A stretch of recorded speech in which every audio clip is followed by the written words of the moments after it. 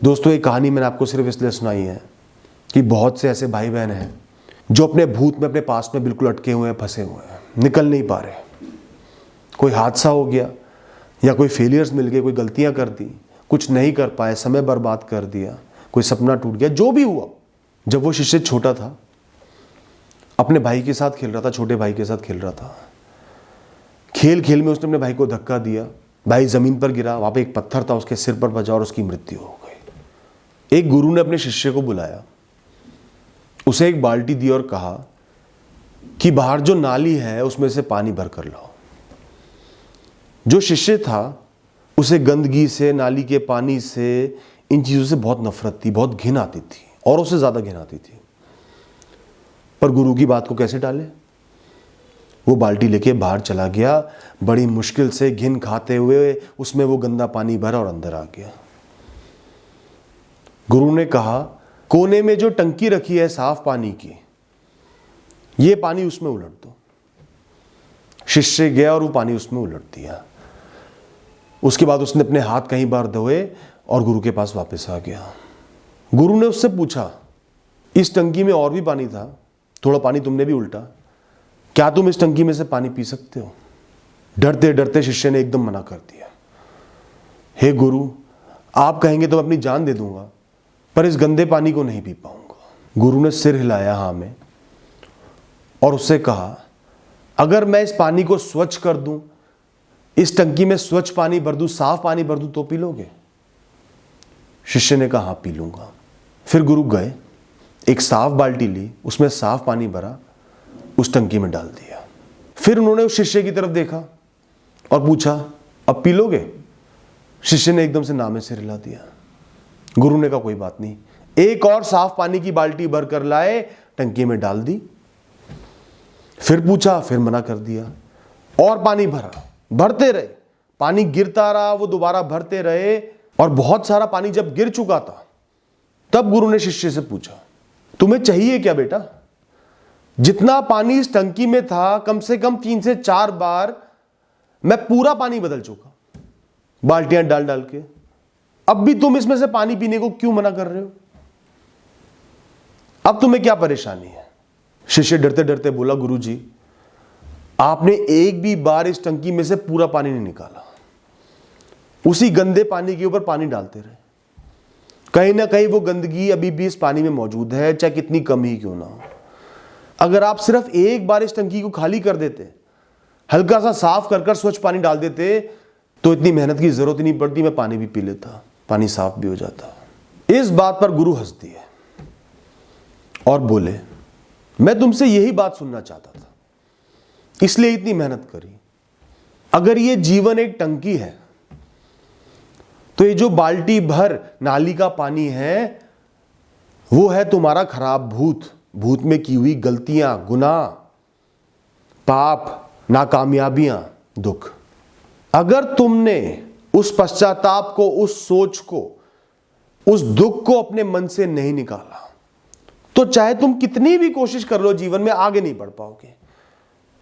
कहीं ना कहीं उसकी गंदगी जीवन में बाकी रहेगी, और जैसे इस पूरी टंकी में कई बार पानी बदलने के बाद भी वो पानी पीने लायक नहीं हुआ, तुम्हारा जीवन आगे बढ़ने लायक नहीं होगा, आगे नहीं बढ़ पाएगा। वही ख्याल सताते रहेंगे, वहीं पड़े रहोगे, वहीं अटके रहोगे। तुम्हें अपने जीवन के बर्तन को खाली करना ही होगा, खुद को माफ करना ही होगा, परिस्थितियों को माफ करना ही होगा, परिस्थितियों को दिल से लगाना ही होगा। जो हुआ सो हुआ, सब शून्य समझना ही होगा, चाहे अच्छा हो बुरा हो। यह समझना पड़ेगा कि आज से ही नया जीवन मिला है, शून्य से शुरुआत करनी है, और एक एक बूंद करके स्वच्छ पानी दोबारा जीवन में डालना है, एक नई शुरुआत करनी है। आसान नहीं है, बहुत मुश्किल है। पुराना सब खत्म कर देना, खत्म मान लेना, दिल से निकाल देना और एक नई शुरुआत करना। लेकिन अगर टंकी को स्वच्छ पानी से भरना है तो ऐसे ही आगे बढ़ना पड़ेगा, वरना जितना मर्जी पानी डाल लो, जितनी मेहनत कर लो, जितने साल दे दो, जीवन अच्छा नहीं हो पाएगा, सुधर नहीं पाएगा, आगे नहीं बढ़ पाओगे। अगर तुम अपने जीवन को खाली करके एक एक बूंद भरोगे, राह मुश्किल होगी, लंबी होगी, समय लगेगा, पर तुम्हारा भविष्य आसानी से नजर आ रहा है। उस स्वच्छ पानी की तरह, उस निर्मल पानी की तरह नजर आ रहा है कि भविष्य सुनहरा होगा ही होगा। समय लगेगा पर सुनहरा होगा। और भूत में पड़े रहने के बाद अगर तुम भूत में पड़े रहोगे, वही सोचते रहोगे क्या हुआ, क्यों नहीं होना चाहिए था, कुछ और हो जाता, तो चाहे जितनी कोशिश कर लो, जितने मर्जी साल लगा लो, हमेशा ये शंका रहेगी कि तुम आगे नहीं बढ़ पाओगे, कुछ नहीं कर पाओगे। फैसला तुम्हारा है, तुम्हें ही लेना है।